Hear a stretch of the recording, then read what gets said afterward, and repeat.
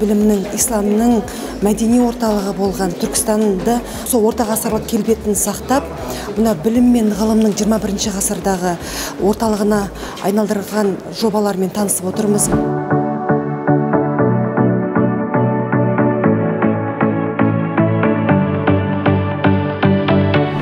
Қазіргі технологияларды пайдаланып, біз қалай тез арада, 1-2 жылда алдағы салаға білім сапасын көтереміз деген сұрақ бізге туындайды. Сондықтан мен бұны инновация, осы білім саласында инновациямен айналысатын қазір республикада белгілі көрініп жүрген азаматтарды осында шақырып отырмын. Қазір тақырыптарын тыңдайсыздар.